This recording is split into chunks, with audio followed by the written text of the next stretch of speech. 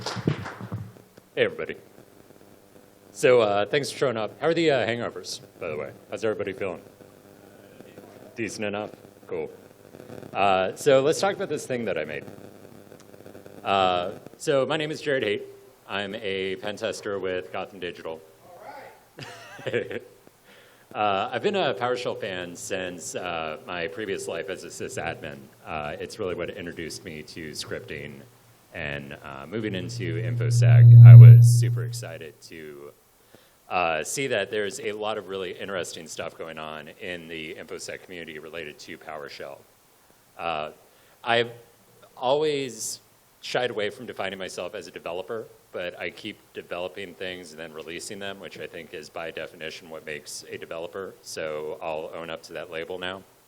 And along with my wife, I'm the co-owner of a broken bunny. His name is Bruiser, and he got sick a while ago, and now his head is stuck, tilted. So he looks really, really cute and very, very curious at all times. So looking around, I noticed CarolinaCon is definitely a graybeard con. Definitely some older folk here, some Linux gray hats. So let's just start out with an introduction to what the hell is PowerShell. PowerShell is a scripting language that Microsoft came up with a while ago. It was built into Windows 7 when it came out.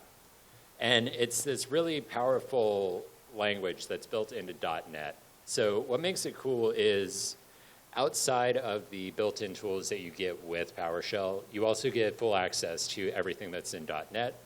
And you get a lot of great methods to interact with COM and WMI and all these native ways to manage Windows.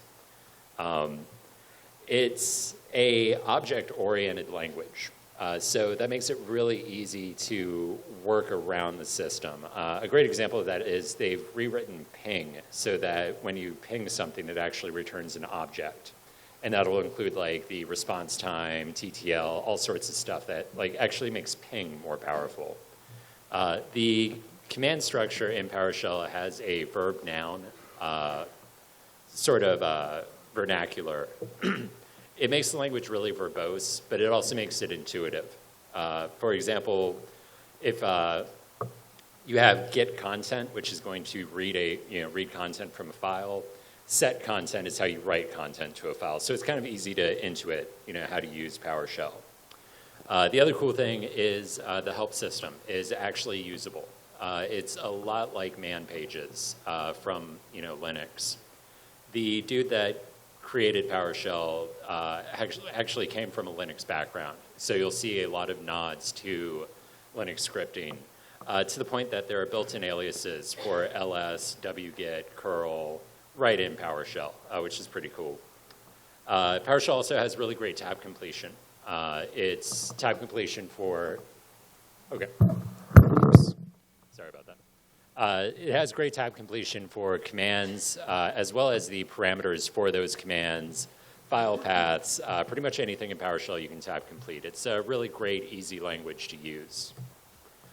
It's being used these days mainly for administering networks. Microsoft is moving all of their management basically over to PowerShell. And you see that manifesting itself in things like the new versions of the Exchange console, new versions of the Active Directory Administrative Center. These are all just kind of GUI front ends for PowerShell commands, to the point that you can enable a window that will show you all of the PowerShell commands that are running in the background. Microsoft also is using it for automation. So if you're familiar with Chef or Puppet, Microsoft has something called desired state config, which is kind of their take on Puppet or Ansible, except a lot more complicated. I've tried to use it as a sysadmin and gave up and just used Puppet instead, because actually Puppet on Windows was a lot easier to use than desired state config.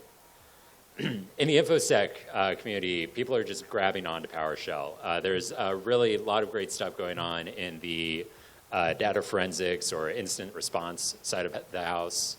A lot of work being done on like real low-level disk analysis. Since PowerShell is a modern language, it is very network aware. So it's really easy to do like queries for like event logs or WMI across an entire network.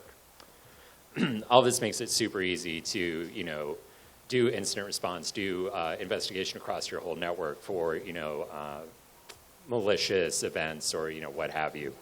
There's also a lot of good work. I'm not going to be talking a lot about the blue team or incident response side of things, but if you are interested in that, check out invoke-ir.com. There's the guy that runs that, Jared Catterson, does like amazing work with PowerShell. Last time I checked, he had a blog entry on the front of his page where it was like low-level disk analytics, where he's like looking at blocks on a disk using PowerShell, which is not something you would expect from just a scripting language. But we're red teams, so we want to break stuff, right? So what can we do with PowerShell to break stuff? Well, the great thing about it is PowerShell is what the admins are using to manage their networks. So that means if we get on an admin's box, we can manage their network for them. It's also really, really hard to lock down. Because PowerShell uses this scary console that you type in, Windows admins aren't really aware of it. So in a lot of cases, they don't lock it down. There's just zero awareness of it. What actually led to me creating PS Attack is I had a friend that was on an engagement, and he landed on this terminal server, and it was really well locked down. You couldn't open Explorer, you couldn't open Command Prompt, you could open PowerShell, though. So him and I, we were going back over like text message back and forth, like, okay, try this, The admins just weren't aware. So it's this great tool to use. Once you start getting into the tools side, some of the work that's being done by the offensive community, there's a lot of really cool advanced level stuff going on. You'll see a lot of stuff like DLL injection or WMI abuse, which is something that Manifestation on Twitter has been doing some work on. And what's great about this is the community is really led by these guys that they've been doing this for a long time. So they bring with them a very mature methodology to PowerShell. And that kind of comes from two angles. So from the pen tester angle, you see a lot of focus on not leaving a trace or reusing tools that are already on the box. A lot of in-memory attacks, stuff like that. And then on the flip side, more from the development end, they're very big on following the conventions that PowerShell has kind of built up within itself. So supporting that help system. Every command is going to have like a git help function where you can get a man page out of it. Every command is going to use similar switches that you see in other PowerShell commandlets. So the offensive community does a good job of just making their tools work like you'd expect a PowerShell tool to work.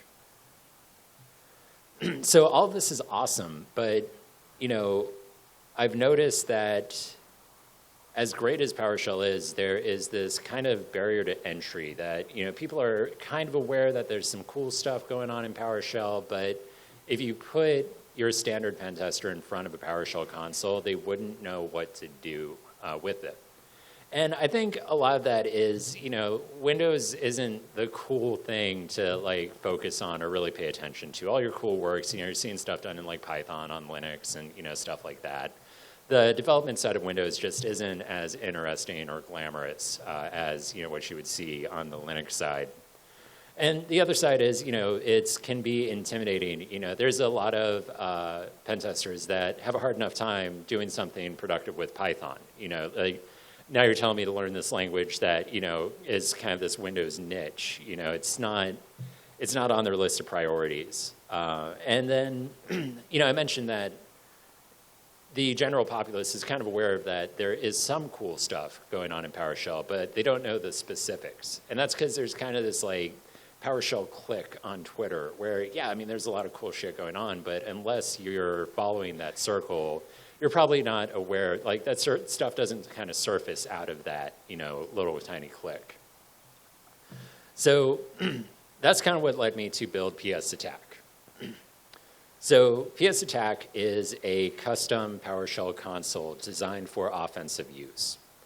It includes a lot of the best offensive utilities that are available in the PowerShell community, just right there embedded into it.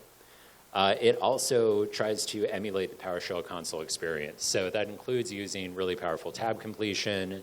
All the commands, you're running PowerShell commands in PS Attack. So if you are familiar with PowerShell as it is right now, then you can just kind of jump into PS Attack and get going.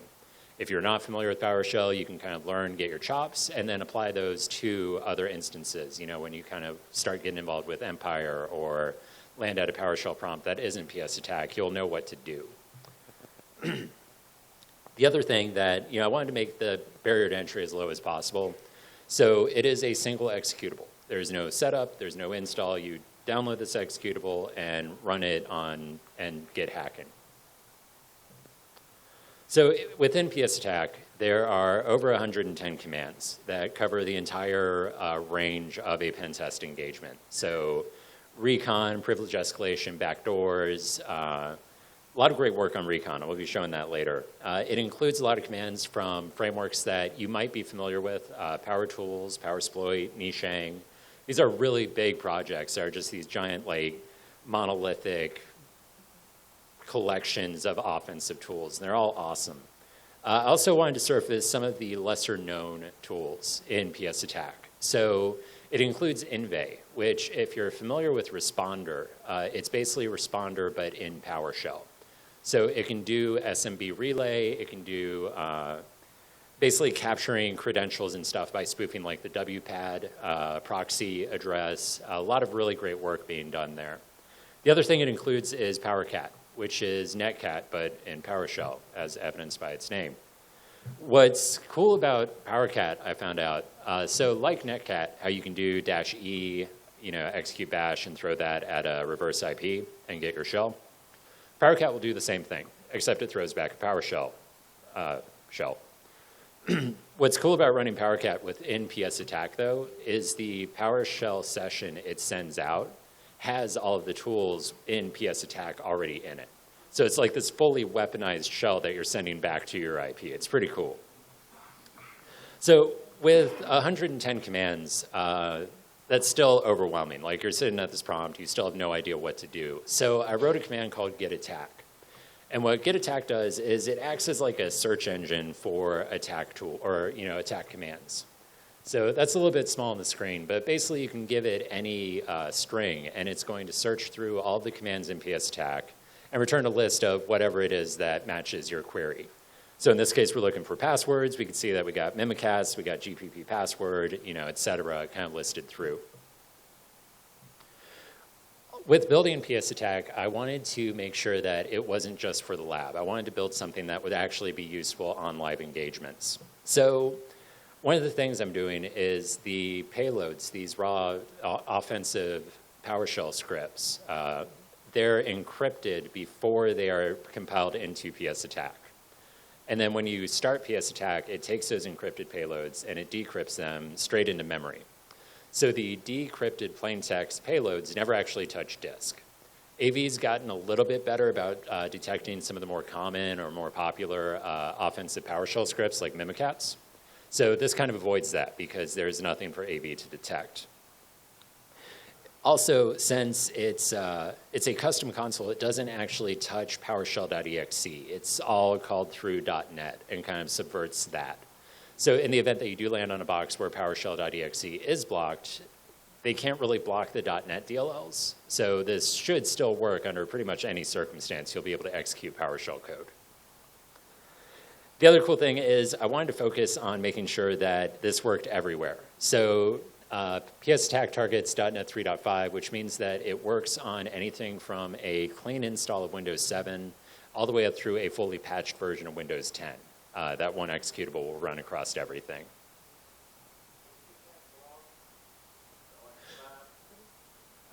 No, that's a great question. Ask that when I'm asking questions. Short answer, no. So the other cool thing is it is just a PowerShell console. So you do have access to GitHub, which, like I said, is PowerShell's kind of man page equivalent. Any command in PS Attack, be it a native PowerShell command or something that was included by the offensive community, will support git-help and kind of give you an example of how to use it, give you the parameters that it accepts, stuff like that. All right, so enough talking. Let's kind of do a demo here, and hopefully it doesn't blow up.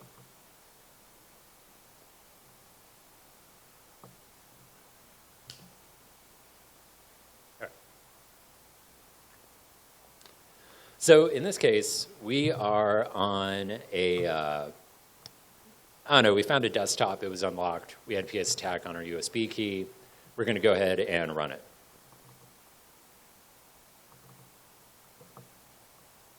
Is that good for everybody? Can everybody in the back see what's going on? All right, cool. Okay, so the first thing I'm going to want to do is see if I can find some passwords on the network. So what I can do here is just run git attack passwords. And it's going to return a list of, like I said, everything that has passwords or involves passwords. A lot of that is the Invoke stuff, which is going to be able to sniff hashes and stuff like that. What we're interested in, though, is get GPP password. GPP password. If you're not familiar, so admins in a Windows domain have the ability to set passwords through group policy. They would do this to set like local admin accounts. You can set your passwords through that, or if you have a scheduled task that you want to run under specific credentials, you can use group policy to define all of that. And Microsoft was forward thinking. They encrypted this password string that gets sent out to all the computers. They were then super helpful and published the encryption string to MSDN. So now, when you try to do this in a modern Windows domain, you usually get a prompt that says, hey, this is a really bad idea. You shouldn't do this. But legacy Windows domains have a ton of this stuff. So it's a great little like kidney punch to get a free password. So let's go ahead and run get GPP password. Cool. So we got a hit. The account name is robot. We have its password, and looks like this was set for a scheduled task or something like that in the network. So the next thing I want to do is get a little bit more information about this robot account. So I'm going to do a search for Active Directory stuff, because I want to query Active Directory. So there is, like I said, a lot of recon stuff in PS Attack, and all of that is really provided by the PowerView module, which was written by Harmjoy, I believe. Lot of really great just ways to figure out what's going on in the environment. A lot of great tools. We're looking specifically for user-related stuff. So we have getNet user. Query information for a given user in a domain sounds like exactly what we are looking for.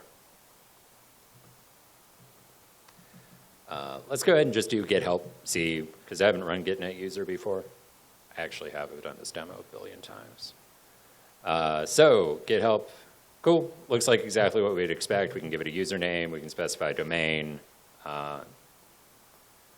So let's just go ahead and do getNet user. Username, robot. Cool. So we get all the information from AD, login count, the last time they had a bad password. Looks like this is a service account for stuff. What's interesting to us, though, is he's a member of a group called Local Admin, which sounds really promising. So what I want to do is I want to find out more about that group. So let's do another search to see what we have as far as groups are concerned.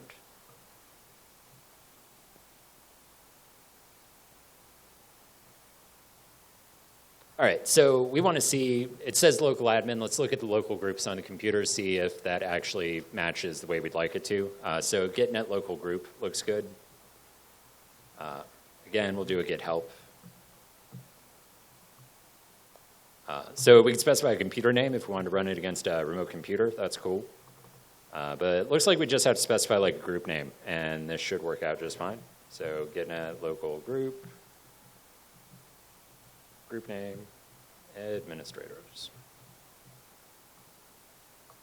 All right, so this is everybody that's in the local administrator group on this computer. We have an administrator account, an admin account, domain admins, and our local admin group. So that robot account should have local admin on this box. So let's go ahead and restart PS Attack. We're going to run it as that local admin account, though.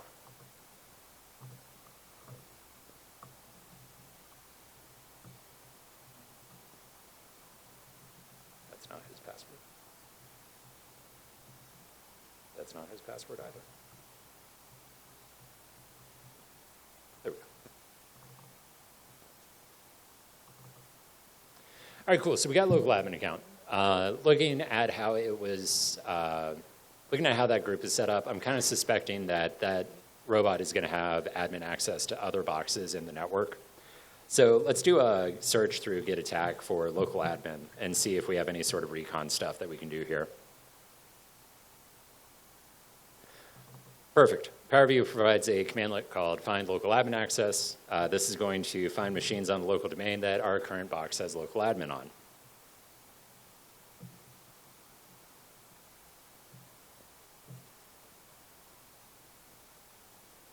All right, so 2 boxes, because I'm running this on a Mac with 16 gigs of RAM, and it's not going to run more than 2 boxes. Lab 7-2 and Lab 7-1. We're on 7-1, so 7-2 is another box in the network. The other thing I want to do is, so we know that we have admin access throughout the network, our 2-computer network. We want to find some domain admins, though, because we want to try to escalate our privileges. So we can do, I know that we have something for finding admins in here, so I can just do a search for find, and it's going to return everything back.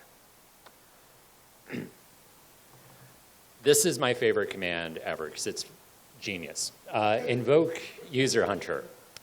What invoke user hunter does is scans through the network and finds any computers that users in a specified group are logged into.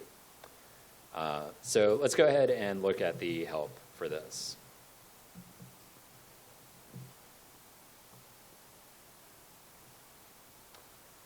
This is a mess. I don't want to decode. That's like 37 parameters. So one of the great things about GitHub is you have the examples param. So the examples param is like your TLDR of a man page. So here we have 8 examples of how to use this command. The first one is exactly what we're looking for. Find machines on a local domain where domain admins are logged into, and we can check if we have local admin rights to it. So let's just go ahead and run that.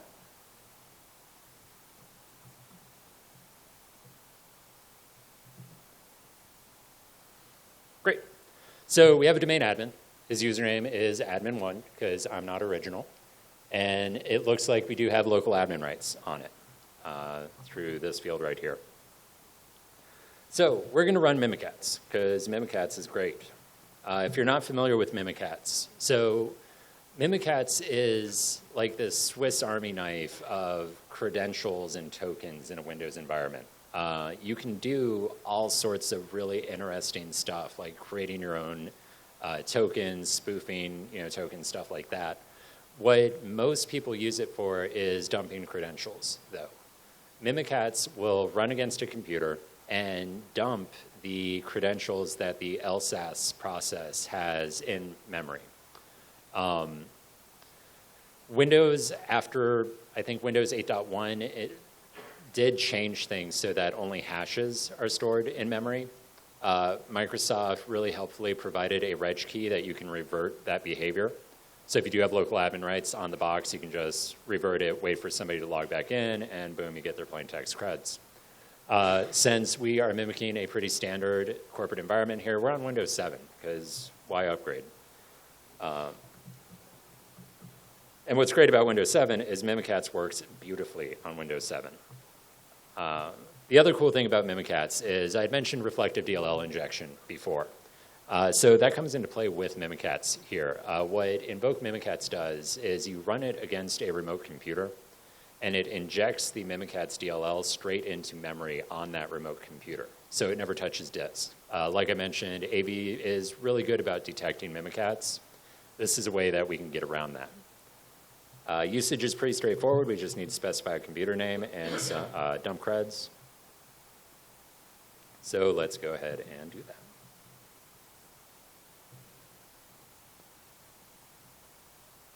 to dump creds.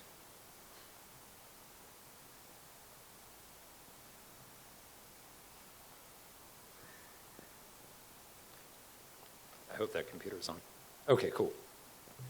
So we got our hit back. And you can see we have the hash for the actual computer account, which is great. We also have the admin's password.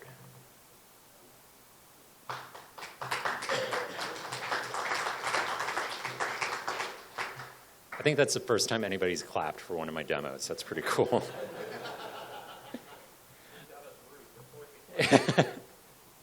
All right, so we have domain creds. I want to kind of, get out of here. So what, not like here, but like here.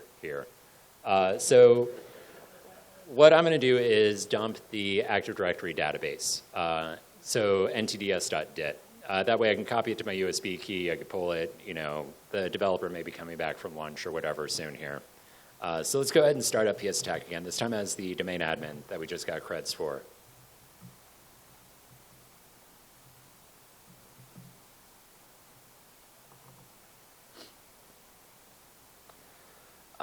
So consult my cheat sheet here. All right, so the first thing we need to do is find out what our domain controller is, because that's where ntds.dit is going to live. Git attack, domain controllers. And we have a hit for getnet domain controller, which is just going to return a list of the domain controllers in the network.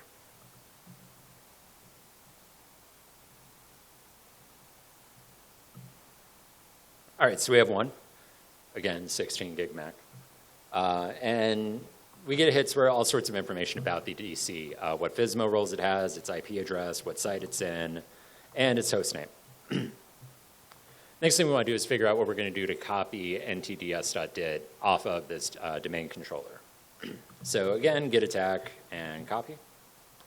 There's a lot of tools for working with volume shadow copies in PS Attack. Volume shadow copies are really cool. They're a great way to get around file locks or access permissions, stuff like that.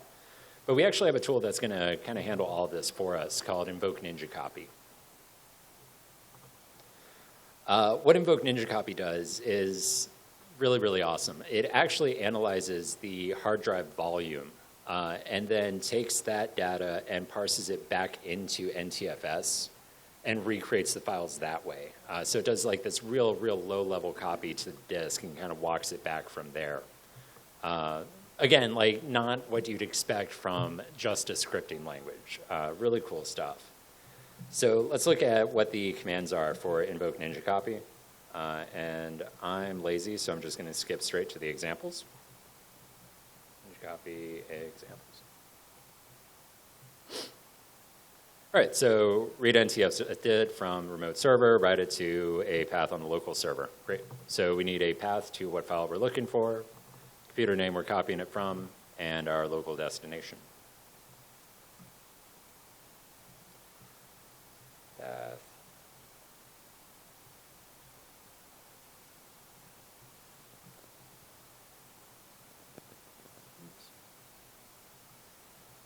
Computer name. That was Lab 2012 for the DC. And we're just going to copy it into the folder that we're working out of here.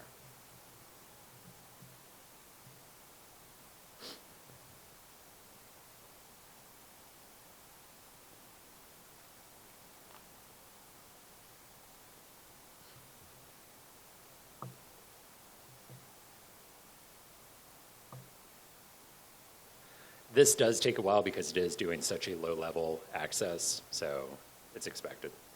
All right, cool. So we're going to run ls because I'm lead like that. And we got our ncds.dit.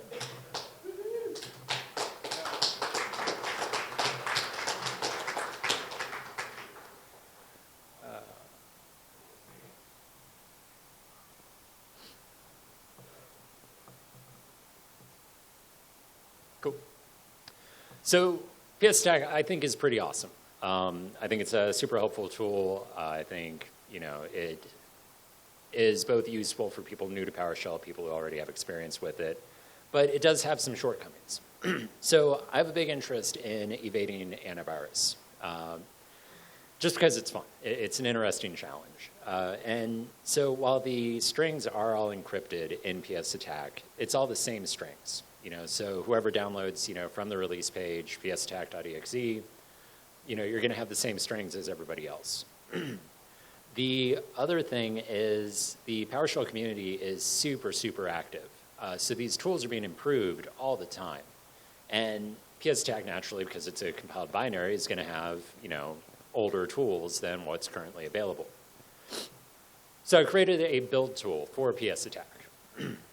The build tool makes it easy to build PS attack, which is kind of fun because I'm going to make you compile stuff on Windows.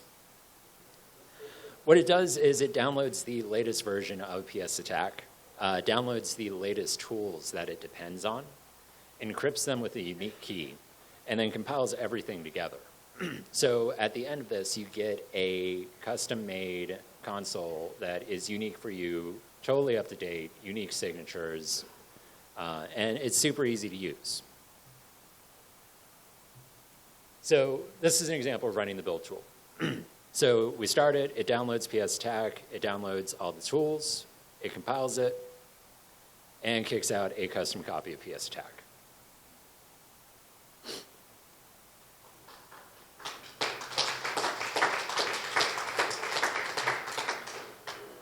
I love you guys so much. One of the cool things about the build tool is the dependencies are actually super reasonable. You need .NET 3.5 to build PS attack, and then you need .NET 4.5 and up, maybe, to actually run the build tool. The reason you need .NET 3.5 is because backwards compatibility in .NET is atrocious, and so I just standardized on that. It makes things easier. You also need a JSON file called modules.json. And it's included with the zip file that you can download from GitHub. But modules.json is really just a list of the URLs for the tools that you're going to be downloading. And the cool thing about doing it with the JSON file is if you find something that you think is super cool that you want in your copy of PS attack, it is really, really easy to add it. The other thing is, it helps if there's a bug introduced in, one of the PS files, you can easily roll back. So it makes it really easy to make this your own version of PS attack. PS attack is up on my GitHub. So that's github.com/jaredhaight. Or you can get it from www.psattack.com along with whatever random shit I have up on there. For the GitHub, pre-compiled versions are available on the Releases tab for both tools. And so that means basically all you have to do to run these tools is download the zip, unzip it, and run them. Neither have a setup process or anything like that. It's super easy to get involved or get started. So with CarolinaCon, I'm releasing version 1.0. I've had some betas and some release candidates kind of leading up to this, but this is the official, like, hey, it's not a burning pile of garbage release. But in the future, besides the obvious, like, bug fixes and, kind of staying up to date on modules, there's a couple things I am interested in involving with PS attack, and that's better AV evasion. There's some console emulation stuff that isn't quite spot on that, I'm definitely going to work on. But I'm really curious to see what the community needs from this tool. Like, what would make things easier for you guys? One of the things I definitely want to work on is it is an interactive tool, so it doesn't play well with shells. And that's going to be kind of the focus, for the development for, the foreseeable future until I kind of iron that out. But it really comes down to, what do you guys want? You can let me know, like, please download this, play with it, and submit issues. If something's broken, if something doesn't work quite the way you think it should, or if there's a feature missing, just let me know. Like, don't be afraid to submit an issue. I'm not going to expect you to, like, have a fix for it. I just want to get some feedback. If you don't want to submit through GitHub, just reach out to me on Twitter or through my email, which will be at the end. But yeah, if you're feeling froggy and want to submit some pull requests, that would definitely be appreciated. This is my first like big C# project, so it's probably just a mess. And I would definitely appreciate some more mature eyes on it to let me know all the ways that I screwed up. Please be kind. I definitely want to mention PS Attack by itself actually isn't that advanced of a tool. It's pretty straightforward. What makes it awesome is the work of the PowerShell community. So I mentioned earlier this PowerShell click that, you know, kind of is where all this cool stuff is happening. This is kind of the entry to that click. If you are slightly interested in PowerShell and offensive PowerShell, these guys are doing all of the like most amazing work out there. You know, we got people from Empire on there. Manifestation runs PowerShell Mafia along with a couple of other guys, which kind of is what PowerSploit and PowerTools kind of merged into. Kevin Robertson did Invoke, and he's doing a lot of really cool stuff. I want to say he's kind of an up-and-coming guy. He just kind of like appeared with like, boom, check this out, and is doing just really cool stuff. And Nicole Mitt, that dude's devious. If you check out the Nishang framework, which is what he's responsible for, he has a lot of just really off-the-wall like approaches to backdoors and stuff like that. So just all really cool people. You should definitely follow them on Twitter. I'm incredibly grateful for their work. So there's my email address and my Twitter handle. If you're in the Charlotte area, me and some friends, we meet up monthly for what we call Charlotte Hackers Anonymous. And basically, it's a red team meetup where we just talk about, you know, red team stuff and then drink beer and eat food afterwards. So it's a cool group. I definitely encourage everybody to show up. I made some good friends through there, learned a lot of stuff. That's it. So I'll happily take questions. I'll start with you because you had asked first. The question was, is it able to evade logging, which was introduced in PowerShell 5? So Microsoft made a lot of changes with PowerShell version 5 that are good for the end user and bad if you are trying to develop evil PowerShell tools. So some of the things that it does is logging is 1 billion times better in PowerShell. To the point of like, there's too much logging now, which is probably a good thing. The other thing it does is through Windows Defender. Windows Defender introduced a new module that sits in front of the scripting host where like all scripts are run, be it Visual Basic, PowerShell, whatever. And this module basically looks at scripts right before they run and determines, hey, is this malicious or not? So it gets past encoding, you know, you're past all of that stage. The encryption that PS Attack does, like all of that is kind of moot because it's right before it gets executed. I've already seen the PowerShell community kind of adjust for that. So one of the things you'll notice if you run the build tool is I mentioned like, hey, you're going to download some stuff and AV might not like it. You know, go ahead and disable it. Windows Defender will catch like 3 of the scripts that PS Attack uses. Surprisingly enough, Mimikatz is no longer one of those. So they've obviously made some changes recently that kind of evade that. And I expect we'll see that more as time goes on. My take on it is that right now, Windows Defender is the only antivirus I'm aware of that is using that module. It is open. Other AVs can use it, but we at least have a little bit of a window here before AVs start using it, you know, especially in corporate enterprises where you're still running like Semantic Enterprise 11 or something like that. Like, you'll probably still have a real good range of success using PS Attack in an actual environment. And the same goes back to that logging as well. PowerShell, like I said, introducing a lot of cool stuff, but the Windows admins aren't catching up. You know, they're as unaware of PowerShell as like the InfoSec community is, maybe more so, honestly. So it's still ripe for the harvest, but things are changing. So any other questions? Back here?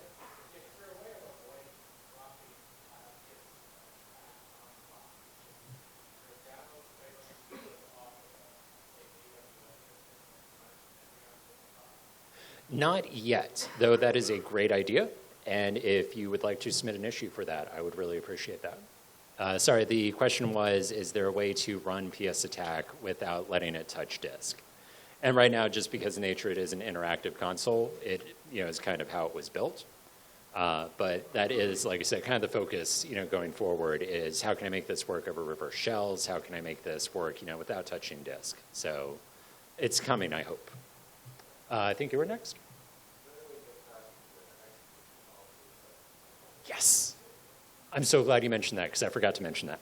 So PowerShell has an execution policy. So when you try to import a script that's from the internet, by default it's going to say, hey, this is from the internet, it's probably bad, don't run it. And I won't let you run it. So you can change that execution policy. But you require, by default, the way most people would change it, you need to be an admin on the box to update it. What I found out in developing PS attack is the set execution policy command has options. Those options are -current user, or use -scope, and then you can specify current user, which you don't need admin rights for because that touches the HKCU reg key, or -process, where just for this process, it's going to go ahead and disable execution policy. When PS attack starts up, the very first thing it does is disables execution policy for its process. So, next.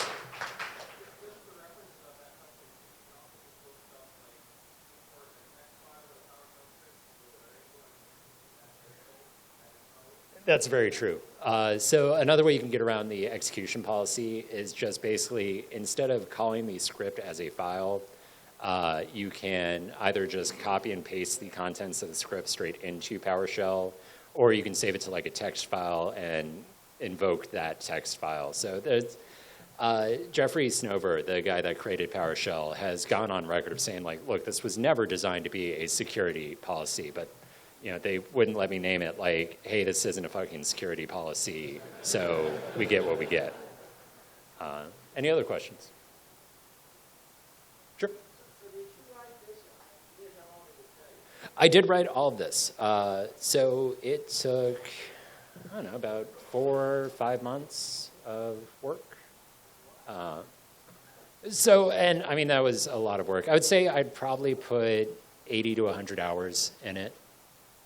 And that was coming up from like not really having any idea, what to do with C# to this point. PowerShell is, creating your own PowerShell console is complicated and not well documented. So I ended up referencing a lot of other projects to do that. Ben 10 has the PoshSec framework, which he created for incident response teams, and it's a custom PowerShell console. And so referencing the previous talk, how to copy and paste code from Stack Overflow, this was how to copy and paste code from GitHub. So I think I understand what most of it does, but there's probably a couple lines in there that, I don't know. It works. So, cool. Any other questions? Yeah.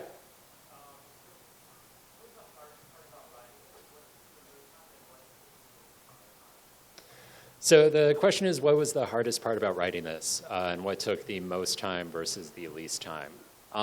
So the hardest part about writing this is actually the typing itself. And there may be an easier way to do this. But my original idea was to use readline. So if you're not familiar with scripting or C or whatever, readline basically says like, hey, I'm going to prompt the user for input. And they're going to type, and once they hit enter, I'm going to take that input and use it. So this would be super easy because, okay, you type git-attack, you hit enter, I take that, I execute it as PowerShell code. The problem was I couldn't figure out an easy way to make that work with tab. And for me, tab completion was absolutely essential for this. So what I ended up doing is basically rewriting the entire console so that anytime you hit a key, I'm analyzing it and like making decisions based off of it. So all of the edge cases that come out of that, for a while there were builds where like if you hit left on the keyboard, it just appended an invisible left character to the string and just kind of kept moving out. So I think I've worked through all of that, but yeah, that was definitely the hardest part. The easiest part was, God, in hindsight, I don't think any of this was super easy. Getting the color to be blue, that was pretty easy. So,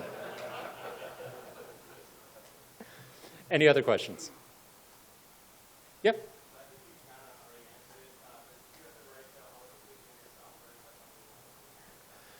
So I had to write the auto-completion. I ended up writing the auto-completion myself. And so after I'd put, I don't know, auto-completion is up there and also one of the hardest things about this. After I put like 15, 20 hours into auto-completion, another custom PowerShell project came out. So I was, fuckers stealing my ideas, like great. But it's all good. We can learn from each other. I got over that quickly. In their release, they had mentioned like, oh yeah, we're just going to use this tab expansion like to do autocomplete. So it turns out PowerShell actually, pragmatically through .NET, will let you use its own tab completion. I'm going to stand by my custom implementation because between PowerShell version 2 and version 3, they changed how tab completion worked. So if I wanted this to work across all versions of PowerShell, I'd have to like detect what version of tab completion it was. Honestly, it would probably be easier, but I put so much work into like the existing tab completion. And I was like, it's going to work against everything, so we'll just leave it as is. So, any other questions? Yeah.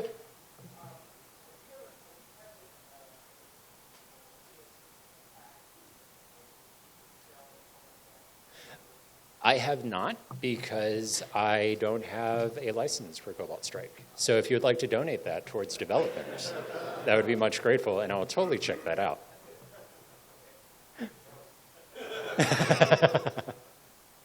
Any other? Oh, over here. Also a great question. If I was going to defend against PS attack, what would I do? So there are... And I wish I knew them off the top of my head or had references for this. If you go through Manifestation's Twitter feed, he's done a lot of like posts on, here are WMI queries that will catch like weird movement throughout your network. So stuff like reflective loading DLLs or impersonating tokens and stuff you wouldn't expect from a computer, within your, at least from your end users. And so that's really, I don't know that there's anything you can do necessarily. I don't know what you could do to protect PS attack from running, but at least detecting it.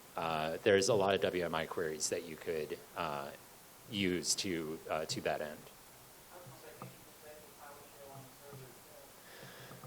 You really can't that I'm aware of because it's part of .NET. So PowerShell isn't just PowerShell.exe, it's actually like .NET assemblies. So like PowerShell.exe is doing a lot the same stuff I am, just better, because they're highly paid developers and I did this in my free time. But it's essentially the same thing. They're creating a PowerShell console that's using .NET in the background to execute PowerShell. So I'm not aware of a way to actually disable PowerShell. I have a friend that works at a bank in Charlotte that he says they've done this. And I'm like, dude, you got to run PS attack and let me know like what happens. And so far, I haven't heard back, so we'll see. Yep. Yeah, Windows XP would totally be, if you want to mitigate this by running Windows XP, let me give you my card so we can arrange for like, an assessment from Gotham. Okay, great. Any other questions? Sure.